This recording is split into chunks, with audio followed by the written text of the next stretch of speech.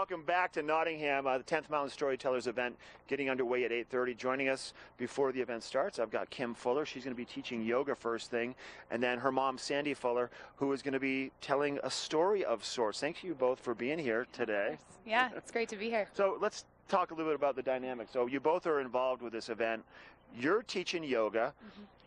Right here for anybody that wants to be a part of it, or is there specific for the storytellers? I mean, we could all show up, right? Yeah, anyone who wants to get out and move their body before they get into their creative space. And so you're going to put them in their physically creative space, and then you're going to put them in their creative space.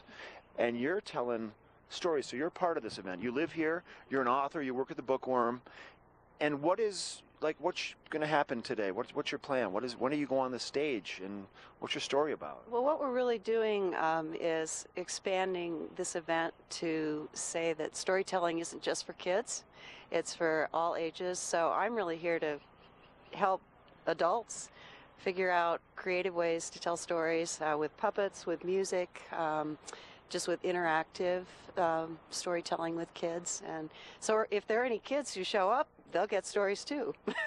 And today, Sandy, there's a lot of events, not just the storytelling, there's classes, there's educational, instructional, specific things for parents and everybody to pick up on to kind of help move the needle forward on storytelling. Right, and we have storytellers from renown, actually, from around the country, not just local people who are here today. So it's the organizers are actually from Nashville, and so I know there are people who've come quite a long ways to join in the event. It's going to be exciting. I know you guys have too. Look at that. Are they real? This is my coon cat, and one of the stories today is going to be my cat, coon cat. You know, your daughter's over here just laughing at you off camera. I got to ask you a question now. I want to know, because you guys grew up together. Yeah. Was she always telling you stories when you were a kid? Can you look back and say, I see where she got it? Oh yeah, I mean, my mom's been writing and illustrating children's books since I, was little, and before that, and she used to put on puppet shows in the house. We had a whole puppet theater. Now she's laughing off camera. And she's very musical as well. Like she said, you can tell stories with music, and she used to accompany all the music to our school plays and plays guitar and all of that. So yeah, a lot of creative talent in the house, and it's fun to always work together with her on events. I think that's very neat that you both can do this together. I mean, as a team, so to speak. For you, telling stories, I was just wondering, because I feel like telling stories it's kind of like a lost art, and so to speak. It's been around forever, but we've been so consumed by social media and texting, and we're limiting our characters on what we can get our information across. Is this an opportunity for people to kind of reach out of that square, out of that box, and get back to the roots of what it really is all about? Absolutely. I think storytelling, it's so different than writing or even reading a book to kids. And actually an author I work with really close. I'm sorry, I just had to give you a little scratch. Loves it. It seems like it's alive. Sorry.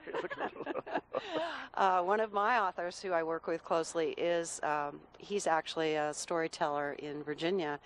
And Dylan has trouble when he has to put the words onto paper.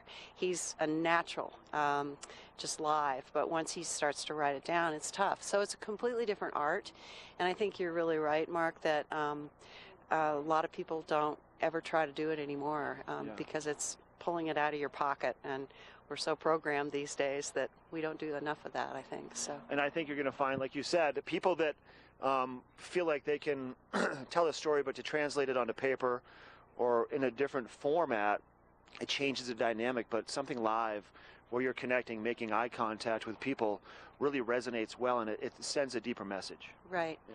And it's impromptu also, so anything can happen. I love it. It's live. I love it. Thank you, Sandy. Absolutely. We're going to catch you later. We'll see you later. And then for you, Kim, 8:30 is when things get going here for you? Yeah, 8:30 for the morning stretch on this beautiful day. So. All right, come to Nottingham, get some stories, do some stretching, get in touch with yourself. We have Claire coming up with a weather forecast next.